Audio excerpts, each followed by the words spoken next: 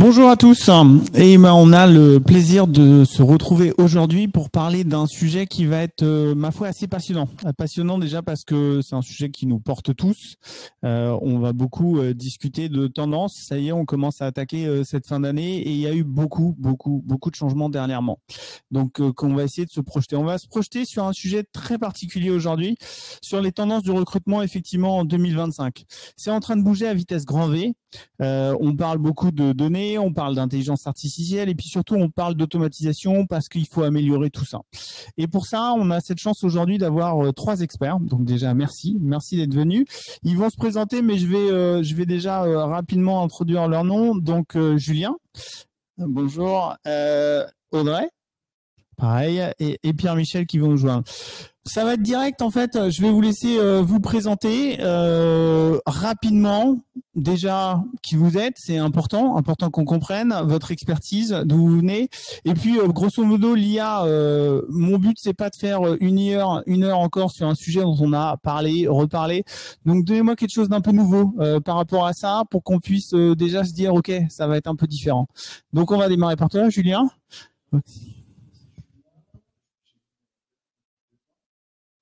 De la partie partenariat et avec un petit côté geek justement parce que le sujet pour moi c'est l'IA avec pour la petite anecdote pour l'histoire de l'IA, c'est de se dire d'où on va et enfin d'où on vient et où on va pour le coup, c'est de se dire ok l'exemple c'était Midjourney, je donnais l'exemple de Midjourney avec je sais pas si vous vous souvenez de la première génération de Midjourney avec Will Smith qui mangeait plein de doigts partout, je ouais, crois, c'est 16 doigts avec en train de manger des spaghettis. Et quand on voit maintenant l'évolution de tous ces outils d'IA capables de générer des courts-métrages en si peu de temps, avec l'analyse de la data, des bons points, etc., je me dis quand même c'est un vrai sujet et c'est hyper passionnant pour le coup. Ouais, donc j'imagine c'est pour ça qu'au quotidien, tu es en permanence dedans à dire ok, comment on va apporter tout ça. Ouais, exactement. D'autant plus que nous, par rapport à notre solution, c'est un vrai sujet. On parlera de candidature, effectivement. C'est un sujet l'IA dans la gestion des candidatures. Donc c'est hyper dingue. Ah l'ATS de plus en plus quoi. Complètement, ouais, complètement. Ça marche. Audrey. Bonjour à tous. Donc moi je suis Audrey Toussaint, je suis Head of Talent Acquisition chez Voodoo. Je travaille dans les RH et dans le recrutement depuis 10 ans. Voilà, donc j'ai pu voir l'évolution du recrutement ces 10 dernières années, notamment dans la tech et dans des grandes boîtes également. Et moi, ma relation avec l'IA, c'est que je suis une grosse adepte de Canva, donc un outil qui permet de créer du contenu visuel. Et il y a quelques temps, j'ai voulu justement créer un logo avec justement des mots-clés via de l'IA qui est proposé maintenant sur l'outil. Et ça n'a pas du tout donné ce que je voulais. Ah, comme quoi, on résout pas tout encore. Non. Donc, je suis revenue un petit peu au basique. Donc, j'ai fait appel à un designer pour créer mon logo. Donc, un logo qui est pour mon club de vin pour les femmes. Et donc, voilà. Donc, au final, ma première expérience, en tout cas, sur ça, c'était ça. Bon, on va être un peu dans cet entre-deux. C'est-à-dire que l'IA, c'est un super outil. On y reviendra beaucoup aujourd'hui et justement comment on peut l'exploiter. Mais ça fait pas tout. Et donc, on va s'intéresser justement aujourd'hui entre les limites, OK, c'est un outil, mais il doit être avec des humains. Donc, effectivement, il fait pas tout. C'est ça. Même s'il peut faire quand même pas mal de choses, je crois. Je vois à quoi tu fais référence. Ça, c'était notre préparation à l'heure du déjeuner. Merci beaucoup de me recevoir aujourd'hui. Donc, Pierre-Michel Couturier, je suis cofondateur de l'agence Dreamcatcher Sales. On est une agence de consultants et de recrutement experte en business développement. En gros, on recrute et on place des sales et CSM B2B dans le secteur de la tech. Moi, le sujet me passionne parce qu'on fait à peu près entre 1500 à 1700 entretiens pour le compte de nos clients par an. Donc, c'est quand même un certain volume. Sujet qui m'intéresse parce que pour l'instant l'IA dans le B2B sur les outils qu'on utilise, j'ai pas encore été extrêmement bluffé. Je crois que l'expérience la plus bluffante moi que j'ai eue avec l'IA, c'était il y a quelques semaines quand j'étais rentré un peu trop éméché de soirée et il avait fallu que ça arrive parfois, mais c'était un dîner pro donc je serais excusé. Il fallait quand même que je m'excuse et donc j'ai fait rédiger des scénarios de SMS d'excuses par ChatGPT. Incroyable, ça a fonctionné fabuleusement. T'as été excusé? J'ai été excusé, j'ai même eu le droit à un brunch le lendemain matin. Donc, donc expérience à refaire. Donc c'est un outil effectivement assez. Mais d'ailleurs, bon, on va attaquer un peu on va dire les craintes au départ. C'est facile. Donc il y a cette fameuse crainte à chaque fois qu'on parle d'IA. Bon ça et ça commence à changer, mais quand même on va l'attaquer direct comme ça on va l'évacuer ce truc-là. Remplacement ou aide. Julien, toi qui justement travaille en permanence sur ce sujet-là. Ouais non, pour moi c'est de l'aide. Pour moi c'est une fausse rumeur. Pour moi faut plus voir l'IA comme un super assistant. pour le coup, au quotidien, que ce soit pour les RH, pour les sales de manière générale. C'est vraiment un outil qui va dans le temps et dans le futur accélérer certaines choses, notamment sur la partie de l'humain, justement, faire en sorte que les utilisateurs s'intéressent à ce sujet-là pour qu'ils puissent justement prendre à bras-le-corps le sujet de l'IA, qui n'est pas pour moi le remplacement, mais plutôt une super aide. Ouais, et sur la partie en plus qui nous intéresse aujourd'hui, sur la partie recrutement, là on va en parler d'ailleurs de tout ce que ça apporte et justement il y a ton expertise, mais juste avant ça, il y a un sujet que tu m'avais évoqué, parce que ce qui m'intéresse au début c'est de regarder finalement un peu les bruits, les limitations et tout, et tu disais oui mais en fait PM c'est intéressant au départ sur l'implication et tout, mais finalement on a un problème sur après. Et donc ça aussi pareil, je voudrais l'évacuer rapidement. Ok, on va en parler en long, en large, en travers de comment on recrute, mais il y a un des éléments clés qu'il faudra pas oublier dans toute cette conversation, c'est le fait de l'onboarding et d'avoir une IA qui puisse nous aider à faire tout ça derrière. Donc tu disais effectivement, ok, l'implication, toutes les cadences, et on en revenir très bien, mais comment on va les former en fait? Et tu vois un usage qui est là-dessus, est-ce que tu as la capacité, finalement tu disais sur les commerciaux, est-ce qu'on peut faire aussi du prédictif en disant ok, une fois qu'il est dedans, il va fonctionner le sales ou pas quoi? Ouais, alors c'est un sujet qui est toujours très difficile parce que déjà, comme tous les outils, je suis d'accord avec toi, Julien, l'IA est un vrai outil, va pas remplacer l'humain, mais c'est un outil, mais il faut que cet outil puisse amener du gain qualitatif. Aujourd'hui, on a déjà un premier retour d'expérience. Alors, je fais une petite aparté sur le marketing où on voit effectivement que l'utilisation de l'IA a quand même fait un nivellement par le bas de la qualité du contenu qui peut être produit, sur lequel maintenant, premier réflexe, c'est de balancer ça sur ChatGPT. On peut le voir aussi derrière sur l'IA, sur les versions de recrutement. On va standardiser les manières de recruter, c'est-à-dire trop implémenter l'IA sans bien manipuler, comprendre l'outil derrière, peut faire des talents recruteurs, des RH, des cabinets de recrutement, peut-être des robots dans l'utilisation effectivement de ça, avec plein de biais qui peuvent être mis en place. Mais peut-être je vais m'arrêter là parce que sinon je vais finir par faire un monologue. Non, pas de souci. Et le dernier frein qu'on a identifié, il venait plutôt de toi, Audrey. Tu disais, ok, pareil, on va voir comment on va utiliser cet outil, sauf que il doit s'inscrire finalement dans une aide, il doit s'inscrire effectivement dans tout un contexte, et puis il doit s'inscrire dans une entreprise qui est finalement mature pour être capable de le prendre, quoi. Oui, c'est ça. Alors effectivement, je suis d'accord avec Julien. Je pense que l'IA est vraiment une aide pour le recruteur, pour l'entreprise, pour accélérer justement la productivité et justement vraiment se focuser sur la partie plus humaine concrètement dans les process. Et c'est vrai que pour moi, tu peux avoir le meilleur outil du monde qui soit puissant. Il faut aussi que la boîte soit assez mature pour l'accepter et pour aussi un peu accompagner ce changement. Donc voilà, moi je dirais ça vraiment sur la révolution que l'IA peut nous apporter, c'est aussi d'accompagner le changement avec ça. Ok. L'un des fondamentaux sur l'IA, d'ailleurs c'est pour ça que ça arrive dans le titre en deuxième, c'est la donnée. Ok, il n'y a pas de débat, il n'y a pas d'IA sans données. Je rappelle juste une petite anecdote qui à chaque fois me rassure sur l'être humain.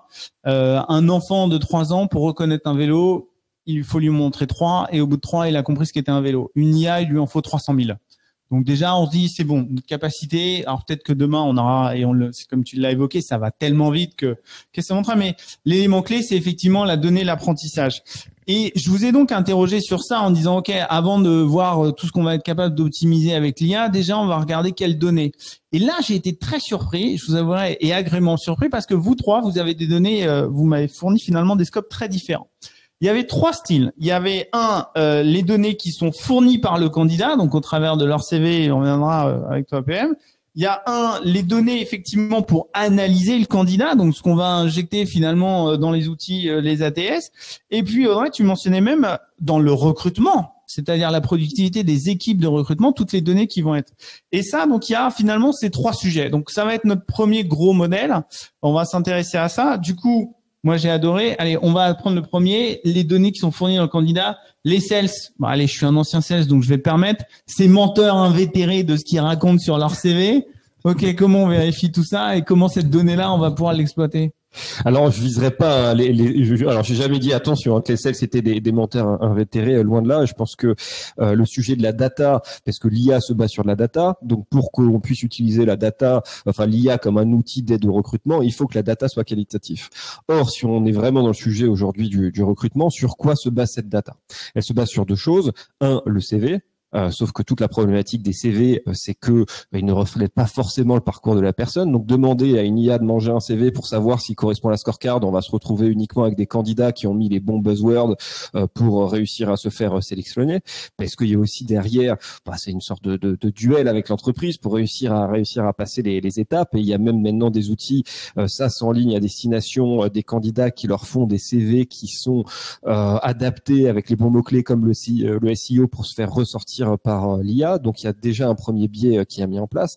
Et enfin, j'ai regardé ça. Pardon ? Enfin, j'ai regardé ça. Il y a tout maintenant. Exactement, il y a absolument de tout. Et puis il y a le deuxième, c'est parce que c'est un peu populaire en ce moment comme sujet, c'est est-ce que aujourd'hui l'IA pourrait faire passer les premiers entretiens pour faire gagner du temps. Pourquoi je dis ça ? C'est parce que la dernière étude d'Oracle dit que 56% des entreprises d'ici à 2025, donc c'est demain, utiliseront dans leurs étapes de recrutement effectivement des entretiens faits par IA. Donc après derrière se pose la problématique de la qualité de la data et de la véracité de la data que donnerait le candidat à l'IA. Donc en fait, est-ce que ça favoriserait vraiment ceux qui ont le meilleur parcours, l'humilité, la loyauté vis-à-vis de l'entreprise par rapport à un candidat qui s'est entraîné régulièrement à passer des entretiens. Et nous on le voit en tant que cabinet de recrutement, généralement ce sont ceux qui ont les plus mauvais CV, ceux qui sont les plus mauvais en entretien, et les sales c'est les pires, ils savent pas se vendre, ils ont trop l'habitude de se vendre derrière un produit, qui sont finalement les meilleurs candidats. Parce qu'on a des experts en entretien qui font des entretiens tous les ans, qui à chaque fois cartonnent les entretiens, mais qui sont pas forcément des bons collaborateurs. Et le dernier point, et ça fait écho à ta première question tout à l'heure, après derrière il y a la question de l'adoption, parce que quand on parle de recrutement, c'est une relation avec deux parties, l'entreprise et le candidat. Et nous on a mené une petite étude chez DCS ces dernières semaines pour préparer effectivement ce sujet. C'est est-ce que les candidats seraient prêts à avoir des entretiens avec une IA en visio, avec une IA effectivement en face. Ce qui était intéressant, c'est que les profils qui étaient juniors, qui venaient juste de sortir d'études, avaient plutôt des réponses positives, en disant écoutez, oui, parce que de toute façon, pendant leurs examens, ils se faisaient noter par des gens qui connaissaient pas. Par contre, dès qu'on a plus d'un an d'expérience professionnelle, à 100%, les réponses étaient non. Or, on sait aujourd'hui très bien que le marché de l'emploi est assez pénurique, les bons candidats sont rares et qu'il faut réussir à les attirer. Et en plus, quand on posait la question à des C-level, des head of sales, VP sales, alors là, c'était catégorique. Elle me dit, dans ces cas-là, je blacklist une entreprise qui me propose de faire une visio en IA pour effectivement... J'avouerais que j'aurais le même raisonnement. Non pas sur la... Parce que encore une fois, c'est un outil, une aide. Or, si finalement l'outil devient le premier front, on va se perdre. Et pareil, si on cherche à donner des informations, parce que c'est la clé effectivement, ce qui est fourni par le candidat, on se dit oui, mais si je le donne à une IA versus quelqu'un qui va interagir avec moi, ça va être compliqué parce que c'est cette interaction qui est finalement la clé. Et donc c'est là où on a d'ailleurs le deuxième biais, tu l'as évoqué d'ailleurs dans le nom, c'est la scorecard, c'est-à-dire cette interaction, comment je vais la baser, comment je vais l'utiliser. Donc j'imagine que effectivement dans les ATS, ça devient essentiel, cette donnée qui est sur l'entretien, en tout cas sur la qualification, sur la scorecard. Mais comment on le gère tout ça? Non, ouais, complètement. C'est vrai que pour notre cas, nous chez Boon, pour Jean-Florian et Chloé qui sont sur la partie RH, ils ont mis en place effectivement ces scorecards. Après, c'est tout part de la structuration pour le coup, pour vraiment avoir un entretien structuré avec les questions de soft skills, hard skills pour le coup, de mindset également, parce que je le dis, c'est vrai que Boon, on est sur du full remote et faire confiance à l'IA les yeux fermés. Alors, on peut pour effectivement faire une présélection, mais après l'humain restera quoi qu'il en soit derrière, d'où la scorecard, qui permettra justement par la suite de dire ok, cette personne-là rentre dans les cases, et puis après ça peut suivre effectivement les autres étapes par la suite. Mais comme tu le disais aussi, avec tu peux avoir des points de blocage par la suite. T'auras beau avoir la meilleure scorecard pour le coup, il se peut que le head of ou le VP dise non, mais ça je veux pas m'en fier et je vais me fier à mon instinct. Donc il balaye d'un revers de main le sujet de l'IA et de la scorecard pour se fier avec ou pas une chance monstrueuse d'avoir recruté le bon profil pour le coup. Ouais, donc c'est là où on va à chaque fois retrouver, en tout cas dans cette problématique du recrutement, c'est-à-dire que en fonction de ce qu'il nous fournit, de ce qu'on est prêt à analyser, finalement l'organisation peut faire quelque chose de différent. Alors tout ça aussi d'ailleurs va falloir le gérer. Donc c'est là où on arrive sur le troisième finalement sujet, c'est la productivité des équipes. C'est-à-dire que si on a effectivement décrit ce qu'on est prêt à recevoir, ce qu'on a une super scorecard, mais qu'en fait derrière on a des blocages, c'est pareil, quelles sont les données qu'on va regarder pour identifier où ça peut nous aider finalement, parce que c'est ça qui va nous intéresser aujourd'hui. Ouais, juste avant, pardon, ça part d'un besoin initial, savoir dans l'entreprise, tu parlais de maturité tout à l'heure aussi. Enfin, est-ce que l'entreprise est mature à utiliser l'IA? Sous quelle forme? Comment je l'ai construite? C'est quoi mon besoin pour arriver effectivement d'analytique, de la scorecard? Et après, justement, sur la partie data, hein, qu'Audrey va nous parler pour le coup. Oui, c'est ça. C'est-à-dire que après, je parle d'un point de vue plutôt assez high level, c'est-à-dire que la data aujourd'hui, en tout cas chez Voodoo et dans des boîtes un peu plus de cette taille-là, on va aussi beaucoup regarder la partie KPI qui va effectivement, oui, s'adresser d'abord sur la partie individuelle, sur la performance de l'équipe, voilà, de combien de recrutements et puis voir la prédictabilité du nombre de recrutements qui peut se faire. Et puis après, d'un point de vue aussi stratégie, la data vient aussi nourrir. Pour moi, l'IA qui va venir justement analyser des problématiques qui soient autour de la marque employeur, où tu vas effectivement analyser ces data-là pour comprendre qu'est-ce qui se passe et qu'est-ce qui bloque. Elle peut te faire des préconisations et après, encore une fois, c'est à toi en tant que recruteur de l'analyser, de la mettre en exergue avec la boîte dans laquelle tu travailles, pour pas la prendre brute justement. Tu as des données également qui sont la partie qualitative, c'est-à-dire qu'aujourd'hui, ce qu'on aime beaucoup aussi regarder, c'est la partie qualité via des surveys qui sont envoyés par exemple à des candidats pour comprendre leur expérience au sein du processus. Moi, ce que j'aime bien faire, par exemple, c'est aller prendre via mon ATS, c'est prendre tous mes reportings, aller ensuite les générer chez ChatGPT pour comprendre les verbatims, positifs et négatifs, et ensuite tu vas pouvoir faire une conclusion, mais encore une fois avec toujours un œil critique. C'est-à-dire que pour moi, encore une fois, c'est ça qui va se jouer. C'est-à-dire que la data, elle est bien, mais il y a de l'humain derrière. Et donc, il faut aller pousser à son paroxysme pour comprendre ce que ça dit et justement le confronter avec la culture de ta boîte, comprendre aussi le besoin dont on parle. Voilà, pour aussi en faire des propositions. Et on revient sur l'aide aussi. Là, on parle d'implémenter des IA, mais il faut pas oublier aussi que les IA, on peut leur faire apprendre des choses. Donc, plus on va les nourrir justement de data, du comportement, etc., plus justement le résultat sera proche, mais il y aura quand même toujours ce biais humain qui devra, à mon sens, intervenir à un moment donné. Et on parle là dans les évolutions 2025 et justement ça revient un peu aux sources. Tu le mentionnais, donc finalement tu as des outils, on mentionnait les ATS forcément, mais est-ce qu'on voit une évolution claire? Est-ce qu'on se dit bon ok il y a une évolution de fond, mais on va rester avec nos bons vieux outils, ou maintenant étant donné que il y a tellement de transformations, il faut aller passer. Est-ce qu'un Google Form, bon ok ça reste bien, ou est-ce que non là faut complètement switcher, c'est fini quoi? De toute façon, le Google Form, le Google Sheet, il est toujours efficace, je pense, en fonction, encore une fois, des moyens de la boîte. Mais oui, c'est sûr qu'avoir un ATS qui est strong va être intéressant. Tu peux également aussi le coupler avec des outils comme Tableau, par exemple, que j'utilise pour toute la partie data visualisation, pardon. Et en fait, voilà, je pense qu'il faut aussi pouvoir encore une fois, savoir lire la donnée et en faire quelque chose. Encore une fois, un bon recruteur, pour moi aussi, va savoir avoir son sens critique pour faire parler la donnée et pouvoir en faire des conclusions pour la boîte pour laquelle il travaille. Et tu as des exemples type où, ok, typiquement l'outil amène quelque chose, mais que le sens critique dit non, en fait, là, il y a autre chose derrière. Est-ce qu'il y aurait un exemple qui te viendrait en tête d'un rapport finalement que tu aurais injecté, où l'outil dirait ok bah c'est ça qui plante, et en fait tu dis non, la chose elle est plus loin derrière, elle est dans l'organisation, elle est plus profonde. Je sais qu'on avait évoqué typiquement ce cas-là où tu nous expliquais qu'on pouvait avoir sur les parcours d'indicateurs un endroit où ça claquait, mais c'est un peu ce que tu mentionnais au départ, c'est-à-dire que finalement c'est l'organisation au global qui fait que c'est pas là où on est bon quoi. Alors, est-ce que tu peux redire? Du coup, est-ce que je vais rebondir à ton premier point. L'outil en tant que tel, si finalement il n'est pas piloté par une organisation très claire et très prenante, il va te donner des résultats qui ne vont pas être exploitables.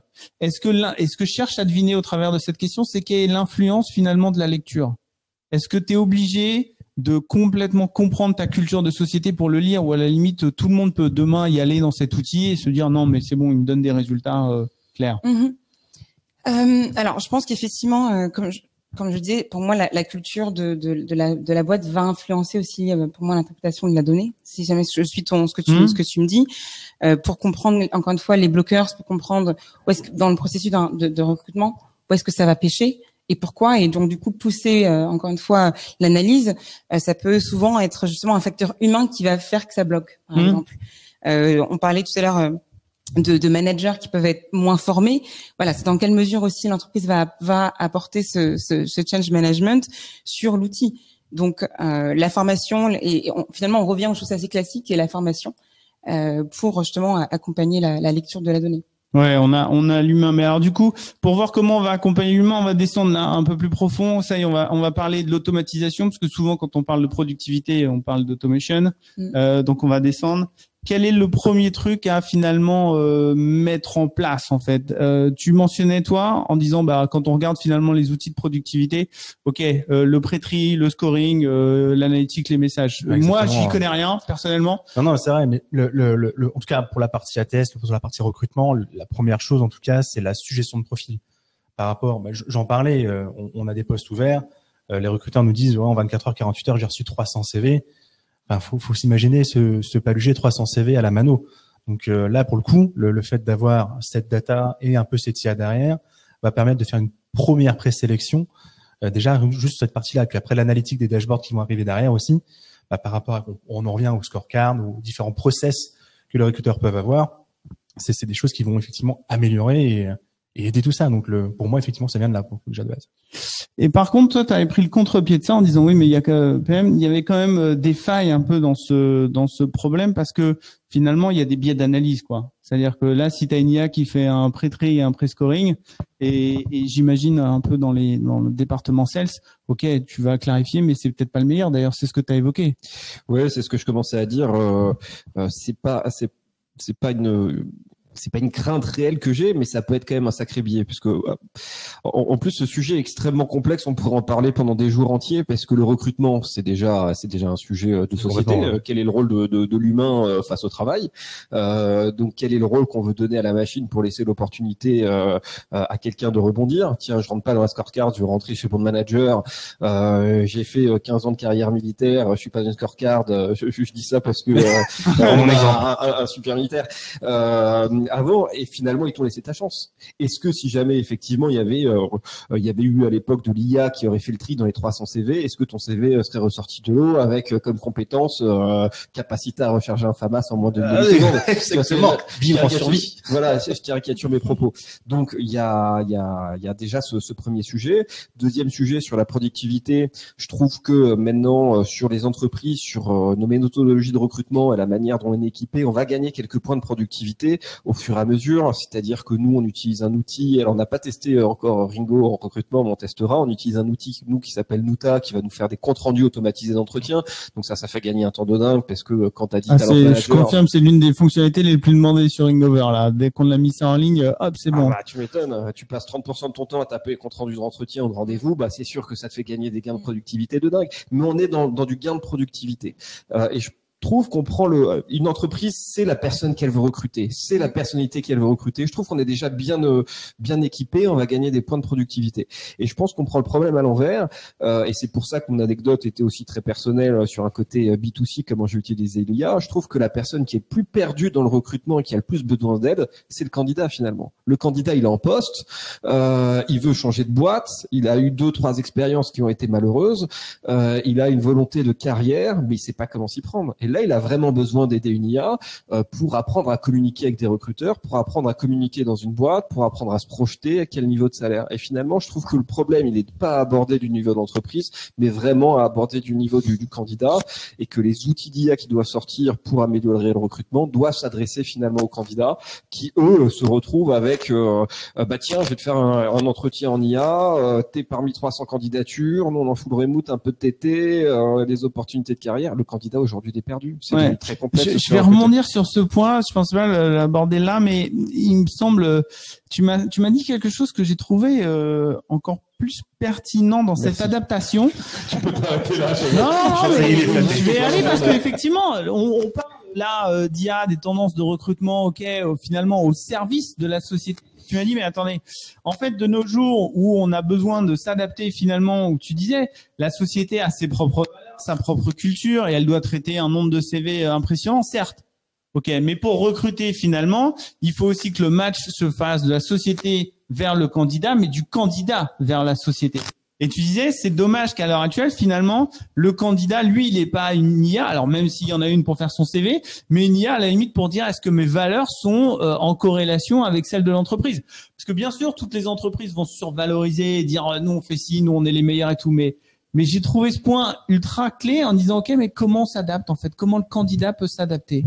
C'est très compliqué. Deuxième punchline, après je m'arrête là parce que ça pose aussi des réelles questions d'éthique.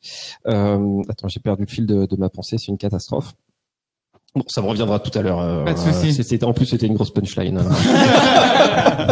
Mais on y reviendra parce que je trouve que c'est un élément qui est un peu en dehors. Ça y est, vas-y. Ça c'est revenu. Aujourd'hui, quand on embauche des candidats, on le sait très bien, c'est une évidence de dire qu'on va changer 5, 6, 7, 8 fois de métier. Et le poste de recruteur chez Dreamcatcher 16, en 3 ans, il a largement évolué. Avant le Covid, ça n'existait pas un entretien en visio. Aujourd'hui, 80% des premiers entretiens sont en visio. Donc tout évolue, notre poste, notre métier évolue. On sait qu'on va changer 5 à 6 fois de métier. Donc ça voudrait dire que lorsqu'on embauche, on va pas embaucher par rapport aux compétences, puisque les compétences, le temps d'être onboardées, vont déjà évoluer. Donc il va falloir embaucher des collaborateurs qui ont une capacité de pouvoir faire évoluer leur propre poste. Et ça, on peut le demander à l'IA de valider ce point-là. Mais si on demande à l'IA de valider ce point-là, qu'est-ce qu'il va faire? Il va faire passer des tests de QI. Est-ce que vous voyez dans une société dans laquelle on fait passer des tests de QI aux collaborateurs pour avoir un poste? Pas vraiment sûr. Non, pour connaître des HPI, même des THPI, non, vaut mieux pas. Enfin, ça serait dangereux. Sujet compliqué. Ça serait très dangereux. Ça marche. Je vais revenir sur un point précis parce que là, je veux quand même avoir un peu de concret et autant j'adore ce sujet, vraiment, il m'a évoqué beaucoup de choses. Mais autant là, ce qui m'intéresse, c'est sur la performance et l'automation. Donc, Audrey, je vais m'adresser à toi. Là, je veux ton quotidien. Grosso modo, OK. L'IA, les données, les outils, comment on va faire là pour s'améliorer? Tu m'avais parlé de SLA, tu m'avais parlé de choses. Vas-y, raconte-nous ça. Comment, grosso modo, on peut sortir de cette conférence en disant, OK, qu'est-ce que je vais mettre en place? Comment je m'améliore et comment j'y vais vite? Alors effectivement, c'est vrai que j'aime beaucoup l'automation. Je trouve que c'est un gain de temps pour tout le monde, pour les équipes, et c'est important justement de trouver sa valeur dans l'entreprise et de mettre sa valeur en avant. Et typiquement, là, on commence sur un processus de recrutement qui soit clair. Voilà, quelles sont les étapes clés de ton processus, et tu vas ensuite intégrer l'automation sur la partie tout ce qui est communication envers le candidat. Tu parlais tout à l'heure de où le candidat peut être perdu, mais moi je me suis toujours mis en bataille de pouvoir avoir une communication, voilà, à chaque étape du recrutement pour pouvoir savoir où est-ce que j'en suis, est-ce que j'ai été pris, qu'est-ce qui se passe. Dans un premier temps, donc la partie message. Également, dès que le candidat postule, au final, j'ai également mis de l'automation basée sur les réponses qu'il va donner. Alors assez binaire, c'est-à-dire le salaire, par exemple. Moi, j'aime beaucoup demander quelles sont vos prétentions salariales. Et en fait, ça permet effectivement, dans un premier temps, à l'entreprise de se prévenir justement sur des fausses surprises, et du coup gagner du temps sur le premier entretien justement qui va prendre du temps, mais aussi au candidat de pas être déçu à un milieu du processus. Donc pour moi, ça va être ça. Et effectivement, le SLA va être important. Donc tout ce qui est notamment autour du scheduling. Il y a beaucoup de choses qui sont faites aujourd'hui en termes d'outils que tu intègres à ton ATS ou qui est directement dans ton ATS, et le fait de pouvoir créer des scénarios en fait de booking d'interview avec un ou plusieurs personnes, avec des suggestions également de timing. Je trouve ça puissant.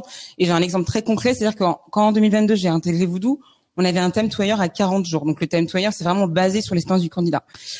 Et par la revue du processus et cette mise en place de l'automation, aujourd'hui on est à 25 jours. Et donc un candidat, il sait d'avance. Attends, on va se le refaire là. Ouais. 40 jours à 25 jours. Ouais. Ok. Ça, c'est l'expérience candidat que tu as réussi à mettre en place en finalement mettant en place toutes les procédés de gestion des interviews. J'imagine compte rendu et autres aussi. Les éléments clés qui ont permis d'acter ça. Ok. Tu nous as parlé de scheduling. C'était ça le principal? Alors, encore une fois, formation, puis après scheduling, et puis surtout, en fait, c'est dès l'entrée, c'est-à-dire que ton candidat que tu vas sélectionner à ton entretien, il a déjà été en fait rejeté s'il n'avait pas les bons skills ou la bonne donnée. Un pré-tri. Exactement. On va tomber malheureusement dans cette possibilité d'éloigner des mauvais, mais il y a un moment donné, il faut qu'on les trie quand même. Évidemment. Et donc finalement, c'est ça. Et finalement, toi, en tant que recruteur, tu as une meilleure qualité dans ton premier filtre. Et donc, du coup, en fait, tu sais très bien que ton candidat qui est bon, il va pas rester très longtemps dans ton process. Donc, tu as intérêt à aller vite.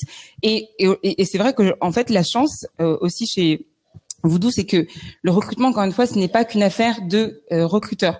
C'est une affaire d'entreprise. Et c'est bien pour ça que la fonction est décorrélée de la fonction RH, parce que time is money. Oui, ça, t'es la première en tout cas, moi, oui. Je suis pas c'est la première à m'énoncer ça. Ouais. À dire, mais attendez, en fait, le recrutement, c'est plus les RH au sens finalement gestion sociale, c'est devenu un bien de productivité. Exactement. C'est-à-dire que on est tous responsables. Et donc, je parle du manager qui recrute et de l'équipe et du recruteur avec qui il travaille. Donc, on est vraiment sur un partenariat de savoir comment je vais faire effectivement pour recruter le meilleur des candidats sur un temps donné, donc qui soit très court, parce que derrière il y a des projets qui attendent et donc les projets vont générer de l'argent à l'entreprise. Donc c'est ça le sujet, c'est en fait pouvoir se dire il faut qu'on aille vite parce que encore une fois time is money et il faut aider le recruteur via des outils. D'où tes SLA en fait. Exactement. Et les SLA c'est clé. SLA, Service Level Agreement. Donc exactement. L'engagement de répondre à des tâches dans un temps précis. Tout à fait. Exactement. Mais pour rebondir sur ce que dit Audrey, et sur lequel je suis tout à fait d'accord, il faut voir un cycle de recrutement comme un cycle de vente. Exactement. C'est le même principe. Ouais. Et aujourd'hui, on voit d'ailleurs que le métier du recrutement prend des outils qui sont très proches de ceux du sales. Hein. ATS, c'est l'équivalent effectivement d'un CRM. Le scheduling, c'est les sujets de Calendly, etc. Et pourquoi ? Parce que on va créer son persona, on va l'identifier, on va par exemple l'attaquer sur LinkedIn, on va lui envoyer un LinkedIn, un message, etc. pour susciter son intérêt. Premier entretien, c'est le rendez-vous découverte. Ensuite, deuxième entretien, rendez-vous de négociation. On va discuter effectivement de la REM du salaire et signature, on va closer le deal de la même manière, on va signer le contrat de travail. C'est un cycle effectivement de vente, un cycle de vente soit efficace et je pense que Rick Glover est ultra rodé sur ça. Il faut que la même chose aussi de recrutement soit aux petits oignons et que tout soit bien calibré, les données dans l'ATS, etc. Mais c'est justement, est-ce qu'on a le même problème que à la limite dans le parcours des sales, c'est-à-dire qu'on a une multiplication des outils également ?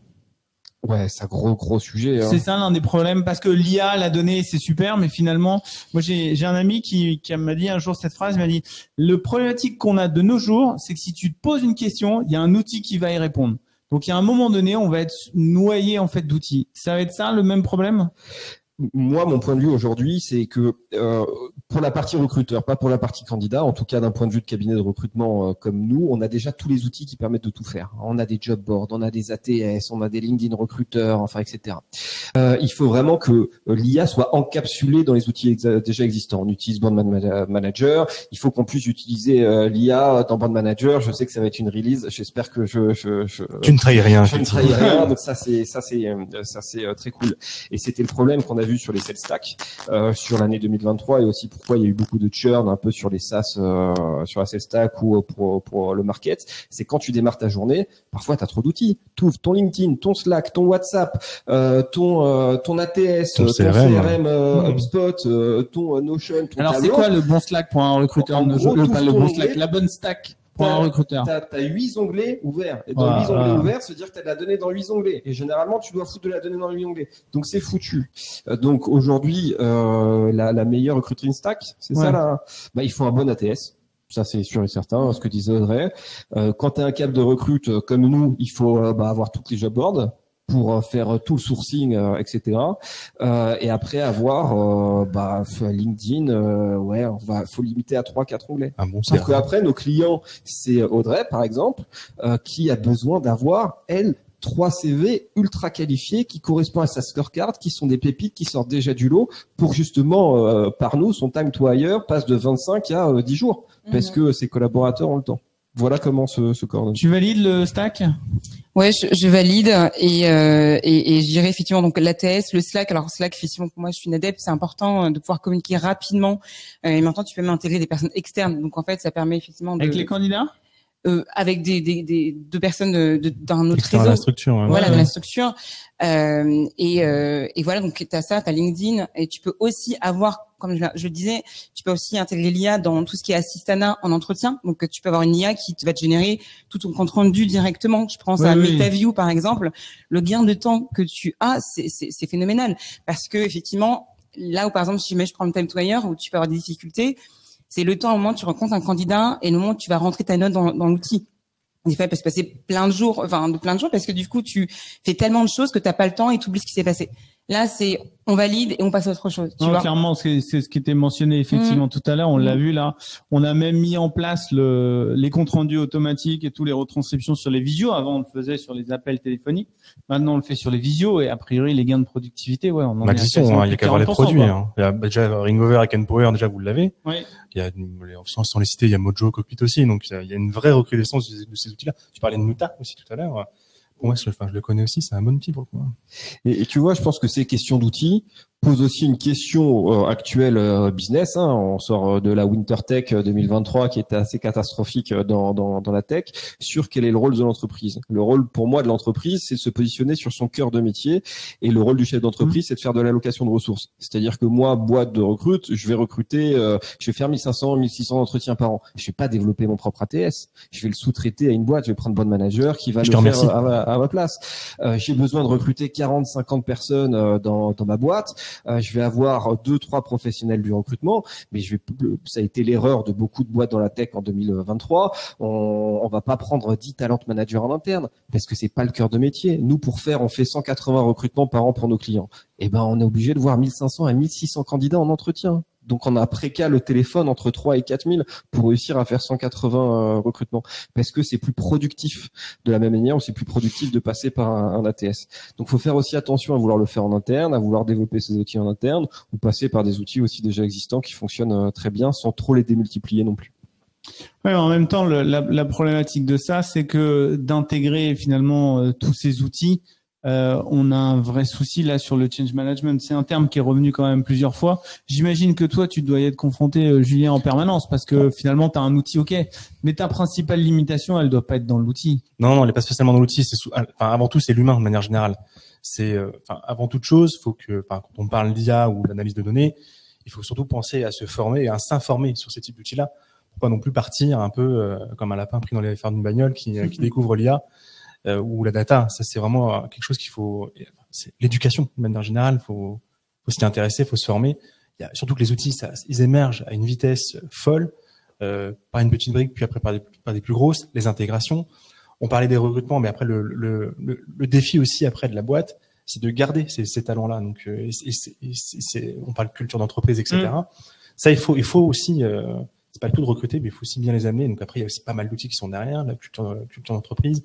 Je pense notamment à Thomas chez nous, Panda, qui a initié ça pour le coup, avec toute une équipe derrière, bien entendu. Mais vas-y, dis-nous en plus. Ouais, la culture de la boîte. Comme tu le sais, je l'ai déjà dit tout à l'heure, on est en 100% remote, donc on est un peu plus de 85 de mémoire maintenant. On est tous éclatés en France. Donc le vrai challenge on pourrait se dire pour une boîte de 5 personnes du full remote, ça peut être ok, c'est cool. Une boîte qui commence déjà à grossir 80 personnes, faut donner une intention à tous ces petits beaux mondes pour. Oui, donc tu as un mindset pareil, c'est une culture. Ça revient d'ailleurs au point que tu mentionnais, c'est-à-dire je suis un candidat, ok, je vais être évalué par tout un tas d'outils, de process dont on n'arrête pas de parler. Mais moi, si je cherche quelque chose de spécifique, ok, comment je vais y répondre et comment je m'insère là-dedans, quoi. Et c'est vrai que le full remote, ça attire, mais on le dit souvent, mais le full remote, c'est pas fait pour tout le monde. Il y a des questions d'isolation, d'isolement, pardon, pas d'isolation, isolement pour le coup. Il y a tout plein de sujets effectivement au niveau de l'esprit. Et du coup, est-ce qu'on le constate ça dans différentes entreprises? Je vais plutôt m'adresser à toi, Audrey. Est-ce que parce que c'est un point que tu as pris dès le départ sur dire ok, la culture, l'entreprise doit acter là-dessus. Donc on revient sur ok cette culture. Est-ce que finalement les outils dont on a parlé et les SLA, les process que tu as mis en place, est-ce que tu dis mais c'est partout les mêmes? En fait, c'est comme ça qu'on a de l'efficacité ou bah non, en fait, il y a une vraie différence en fonction des entreprises. Est-ce que du coup, on a les mêmes outils partout et ça fonctionnera partout comme ça? Oui. Je dirais que oui. Je pense que oui. Je pense que après avoir travaillé dans différents secteurs, dans différentes boîtes, il y a quand même des choses qui reviennent souvent. C'est-à-dire que il y a un vrai souci de vitesse de recrutement, il y a un vrai souci de qualité du recrutement, il y a un vrai souci d'attirer les bons candidats. Donc il y a des choses qui marchent bien. Il y a effectivement, comme je te l'ai dit dès le départ, un leadership qui doit être assez clair de l'importance du recrutement pour la boîte, encore une fois. Donc ça déjà c'est la base. Donner de la visibilité et du temps surtout.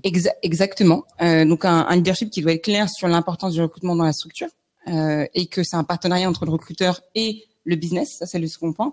Et ensuite pouvoir effectivement avoir un processus très clair et donc du coup appliquer un process avec des étapes très claires que tu vas dupliquer sur les différents postes que tu vas gérer et pareil, c'est pareil sur la partie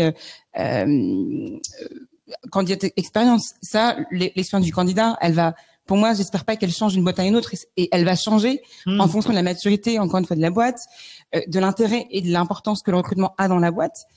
Mais l'idée, c'est qu'on veut tous recruter bien des super personnes, mais souvent, ce qui fait défaut, c'est justement la différence de traitement sur ça. Mais je crois foncièrement qu'il y a une sauce précise pour performer et performer bien. Ok, donc finalement duplicable. Ouais, j'allais dire la communication interne est importante. Enfin, entre le recrutement et les équipes, t'en parlais. Le fait de dire ok, je veux recruter tel type de poste, ok, les recruteurs vont sûrement bench effectivement les pain points de ce poste-là, et le fait d'en parler avec les équipes qui vont recruter, ils vont avoir d'autres sujets et ça va permettre d'avoir de meilleurs profils par la suite et après faire une meilleure sélection, je trouve. Ouais. Même vision. Oui, absolument. Alors moi j'ai une vision un peu différente parce que j'ai la vision du cabinet de recrutement où il y a le sujet de la marque employeur que tu évoquais, qui est aussi un autre sujet. Alors je sais pas si c'est le sujet d'aujourd'hui, mais très difficile. Moi je pense à toutes ces boîtes qui sont top, qui n'ont pas du tout de marque employeur, qui n'ont pas du tout un produit hype ultra tech ou qui sont en plein scale mais qui sont déjà sur la maturité.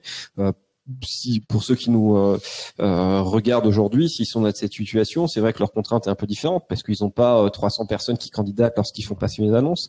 Et c'est là où je disais qu'il manque une IA aussi pour les candidats pour qu'ils puissent repérer ces boîtes-là. C'est le rôle aussi des cabinets de savoir appeler des candidats en leur disant bah, écoute, cette boîte elle est pas dans ton radar, mais voilà effectivement l'intérêt et de les faire rentrer dans le process.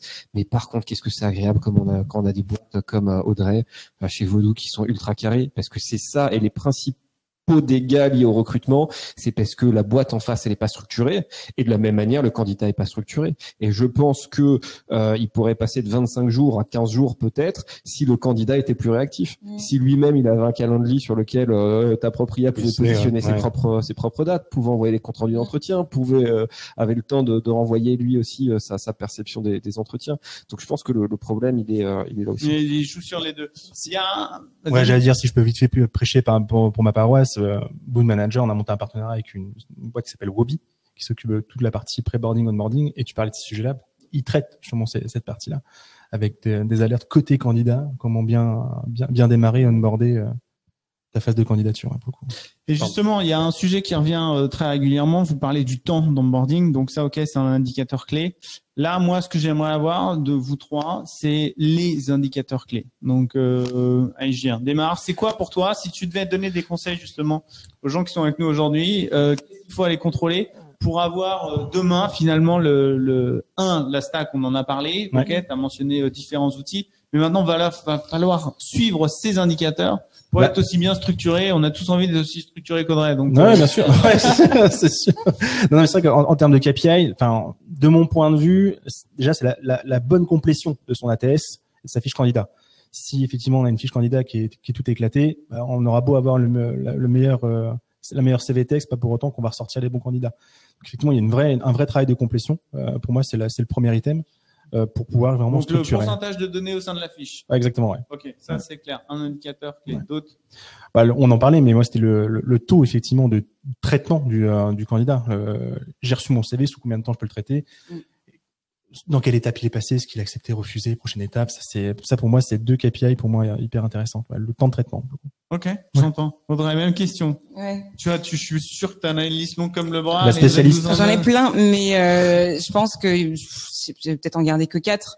J'en ai parlé beaucoup tout à l'heure. Le thème to hire, encore une fois, le moment où le candidat postule et il est embauché, pour moi, c'est clé. Mais aussi, je pense, le thème to fill, pour comprendre aussi la stratégie de recrutement que tu vas déployer. C'est-à-dire que si jamais tu as un thème to fill qui est beaucoup trop long, en fait, c'est qu'il y a un problème. Et je pense que des fois, on attend parfois beaucoup de temps avant de se dire il y a un problème, et de se dire pourquoi au bout d'un mois j'ai pas mon head of sales, qu'est-ce qui se passe? Et donc du coup, regardez effectivement les funnels exactement, et où est-ce que ça coince et comment je peux faire changer la tendance. Et tout à l'heure on parlait de marque employeur, il y a des choses aussi qui sont toujours un peu liées à ça parfois. Donc voilà, donc ça va être ça. Et puis c'est important sur la partie expérience candidat. Encore une fois, j'en parle beaucoup, mais on l'oublie parfois. Je pense que le candidat, il est au cœur du sujet.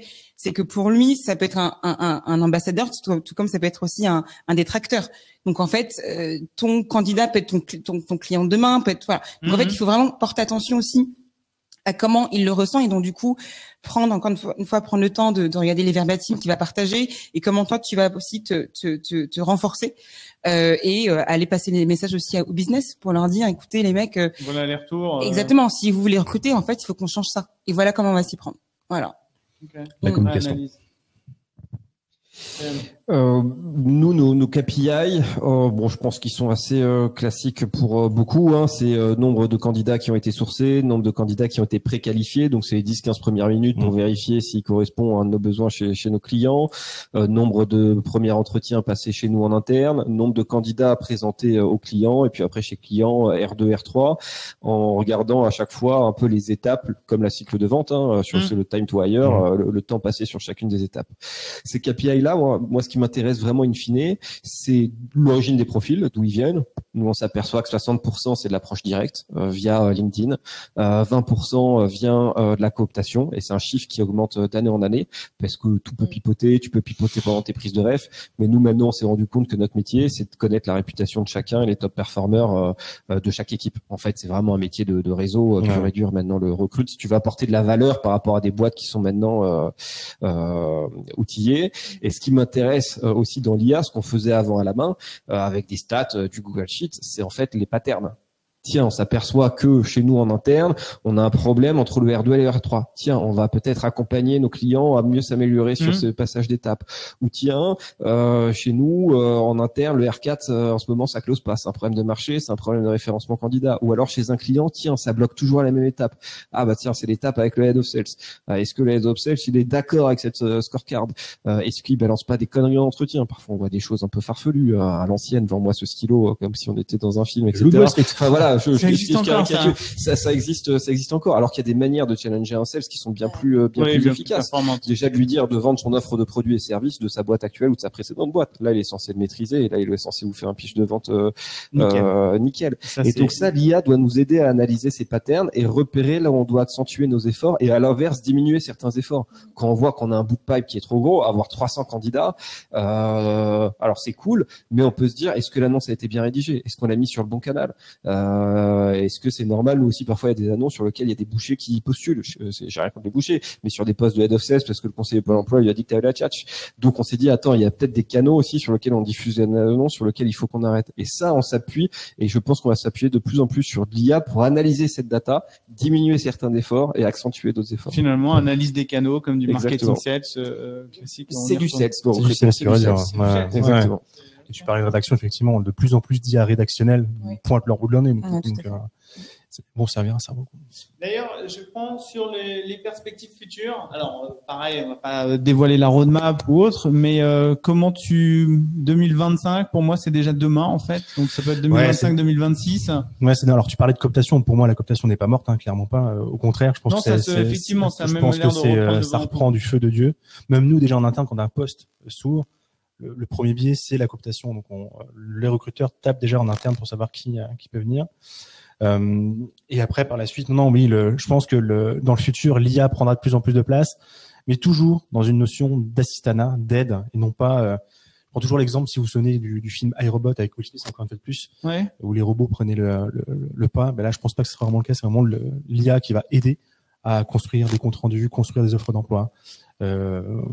Attaquer d'autres marchés qui pourraient être plus visibles. Je pense que ça, pour moi, c'est comment on va se débarrasser de tous les éléments de productivité bêtes et méchants pour arriver à repasser un peu d'humain, quoi. C'est ça. Bah après, moi, je dis toujours l'humain, faut le garder parce que de manière générale, certes, l'IA va aider, mais encore une fois plus, l'humain reste l'humain, quoi. Donc, il y a le feeling, il y a le ressenti de manière générale. Donc, Et il faudrait vraiment rebondir sur ce que tu dis parce que l'IA, ces nouvelles tech qui nous aident à recruter ou pour faire son métier même dans d'autres secteurs, rend encore plus important les compétences des collaborateurs. Parce que tout le monde a des bons outils. Ça n'a jamais été aussi peu cher de s'équiper avec des très bons outils. Des stacks, un CRM, un Salesforce, un HubSpot, ça coûte plus rien maintenant. C'est 40 ou 50 manager aussi. par mois.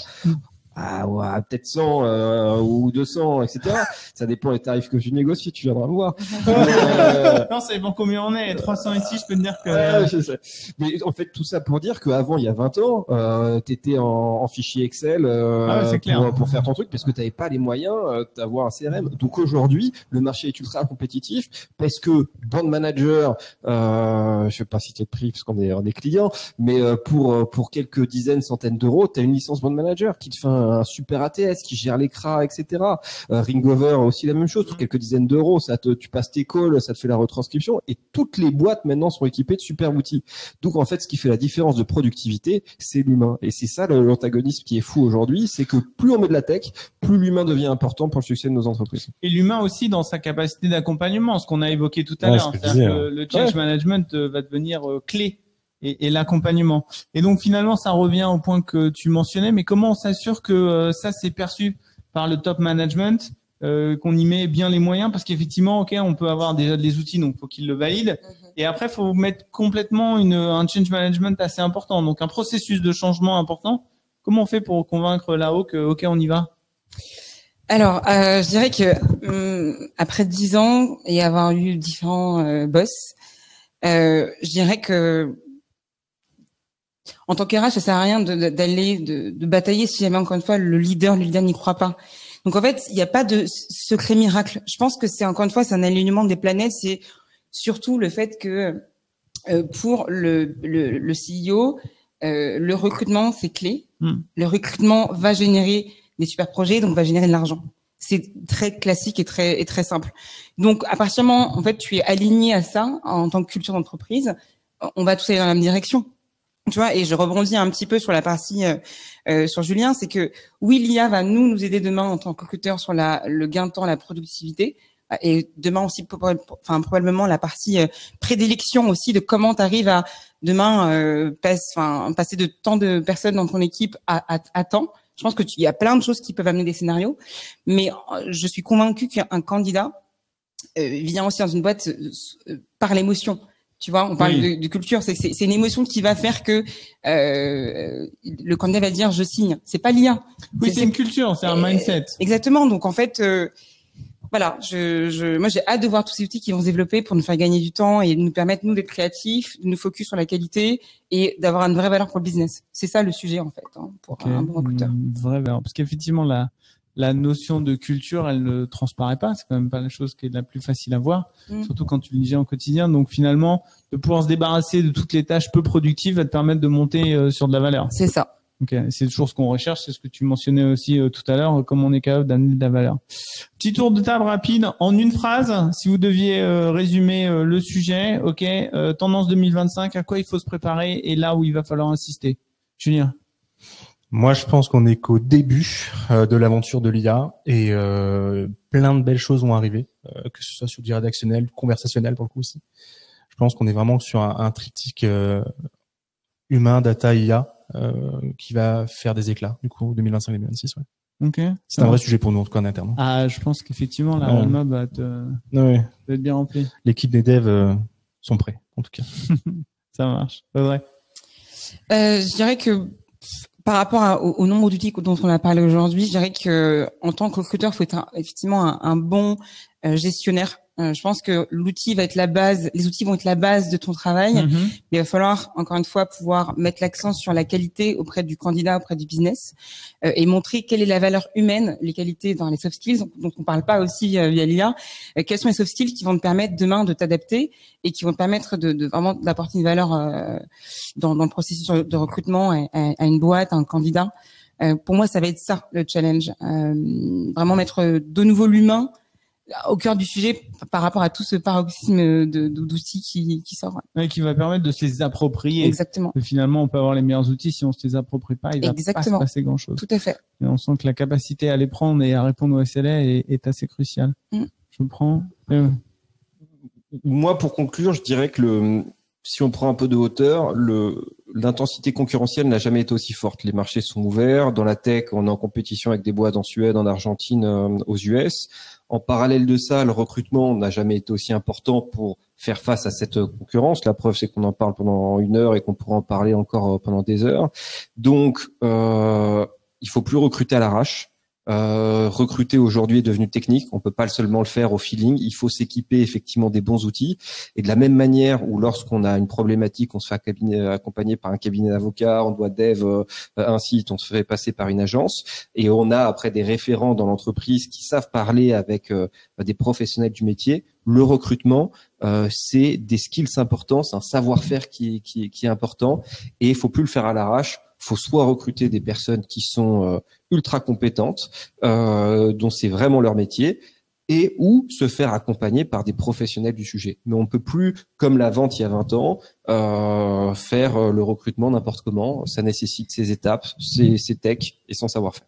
Oui, dans un marché ultra compétitif, finalement, ça se renforce. La valeur de l'humain et de sa capacité à s'approprier tous les sujets devient de plus en plus important. N'empêche que moi j'aime bien cette idée d'avoir une IA au service des candidats qui me permettrait à moi de lui dire où est-ce que je devrais aller travailler. Side project. Ouais, pourquoi pas, je vais y penser. On fait une petite JV. On y repart après et on est parti. Ça marche. En tout cas, merci. On a eu quelques questions qui sont sorties tout du long. Donc, on en a déjà répondu à certaines parce que j'arrivais à les voir. Je les vois pas toutes, mais on va les prendre. Alors, donnez-moi 2 petites secondes. La partie IA versus humain, on en a parlé effectivement. Ah, gros sujet qu'on n'a pas évoqué. Données, IA, RGPD quoi. Alors c'est un vrai sujet. Ouais, c'est un vrai sujet. ATS, on est dedans quoi. C'est un vrai sujet de savoir où est-ce qu'on met la donnée. D'autant plus que de plus en plus de boîtes en France, RGPD compliance, obligé. Nous concernant ISO 27001. Donc il y a des vrais sujets sur l'hébergement de la data où transite la data. Donc, on peut pas y échapper. Donc on est encore sur des chemins. On étudie tout ça pour le coup. On peut pas dire qu'on peut pas s'en passer. De toute façon, ça c'est interdit. Donc, mais est-ce que c'est un vrai choc? C'est-à-dire d'un point de vue marketing, quand effectivement il y a des choses qui sont arrivées, ça a été un vrai choc. Est-ce que dans le recrutement c'est un vrai choc? Ça nécessite de revoir complètement ses process et ses outils. C'est un peu comme à l'époque, il y avait justement la RGPD qui a mis vraiment du temps à sortir avec des allers-retours à droite à gauche. Une fois qu'on a conscience des potentielles amendes qu'on peut prendre, oui, forcément, c'est un choc. Et donc, pareil dans le recrutement, avec la data du candidat, oui, c'en est un pour le coup. Donc, Vous partagez? Écoute, moi, j'ai jamais eu trop de problèmes sur ça. En fait, c'est-à-dire que je me suis toujours équipée d'outils qui géraient pour moi la RGPD avec des alertes. Je travaillais en collaboration avec des équipes legal. Okay. Donc non, en fait, je pense que du coup, ça nous pousse juste à se renouveler. Comment tu vas effectivement de nouveau pouvoir générer de la donnée qui va te donner un aperçu du marché. Et voilà, donc en fait, ça nous pousse juste à se réinventer en fait. Il n'y a pas de problématique. Non. Et quand on en est à des niveaux 3000, j'ai entendu tout à l'heure. Alors, on fait passer 1000 à 500 à 1600 entretiens par an, donc on a plus de 25 000 fiches dans notre ATS.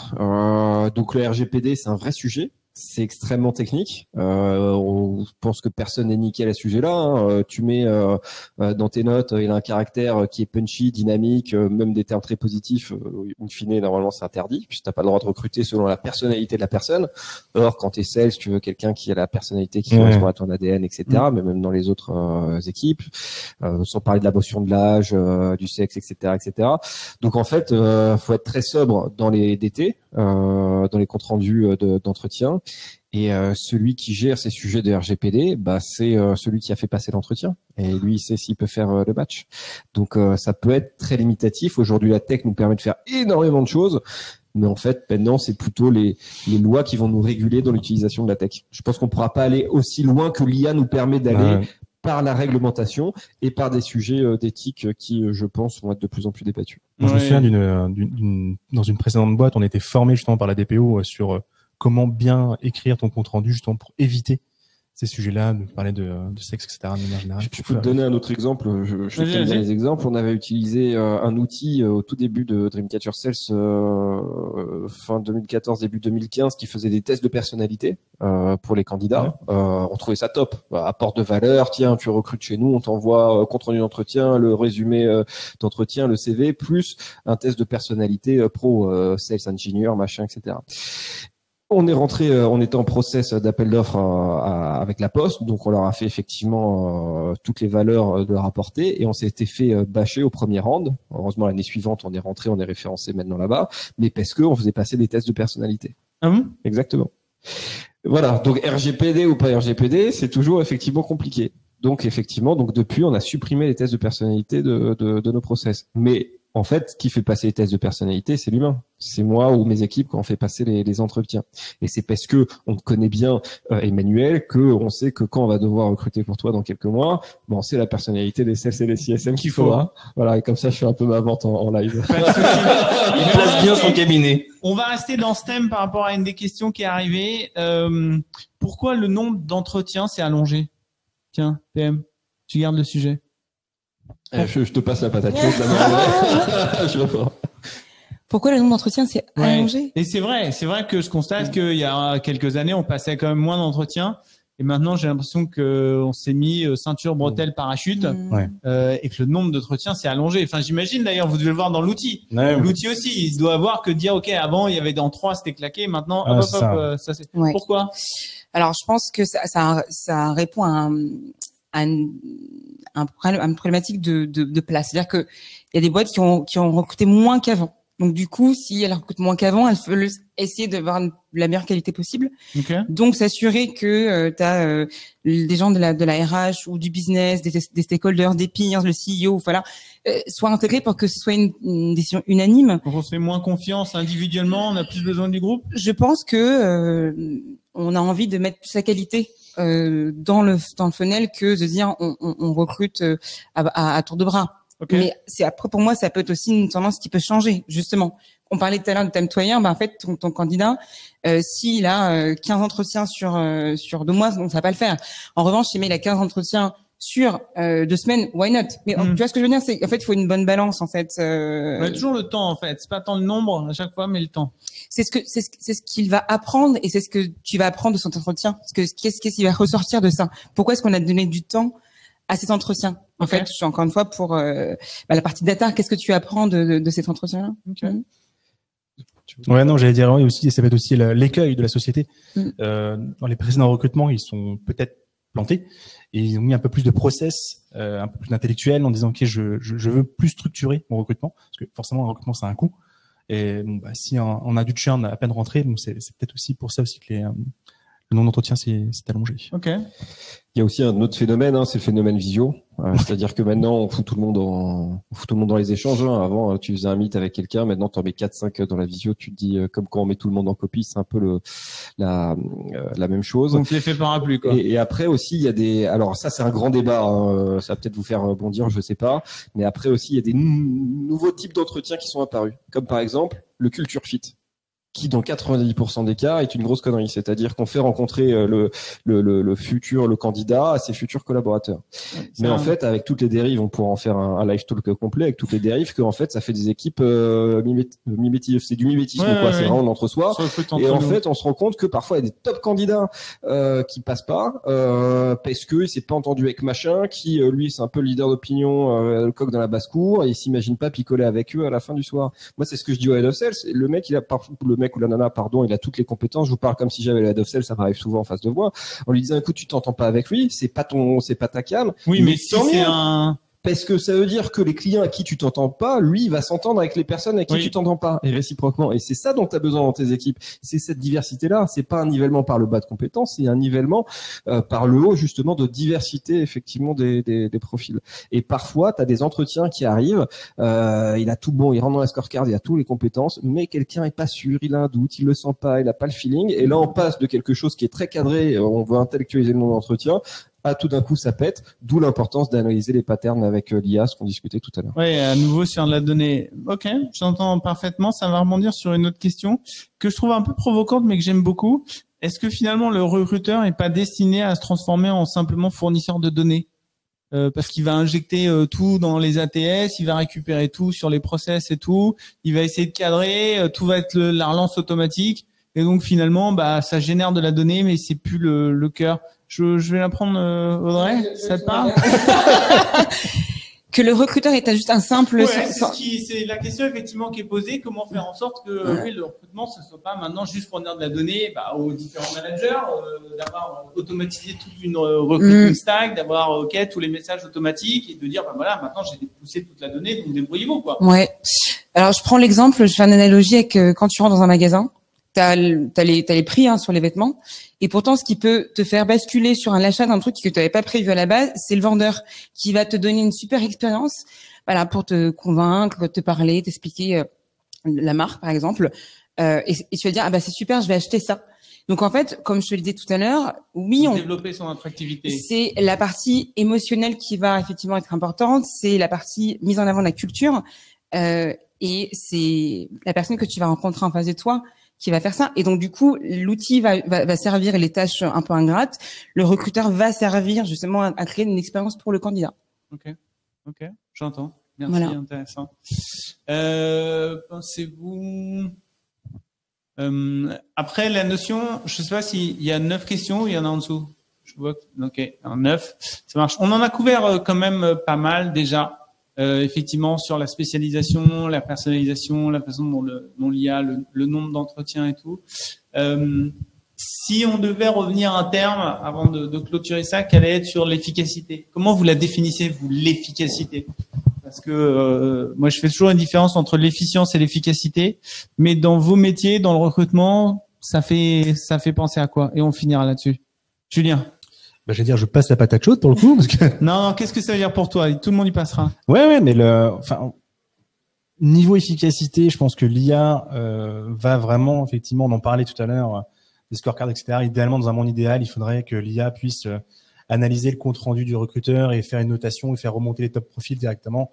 Donc là, on va parler vraiment d'efficacité. Là où l'humain, lui, sera efficient par rapport à ça, parce qu'il va être capable d'analyser cette data et d'en tirer effectivement le meilleur résultat, même si le top profil il est à 98% de complétion et qui correspond parfaitement bien, peut-être que le 70% ou moins aura mieux fité de manière générale avec le poste, sans parler des entretiens culture fit comme tu dis, mais pour moi l'humain effectivement restera pour ces parties-là. Ça marche. Audrey, l'efficacité, tu vas la chercher comment?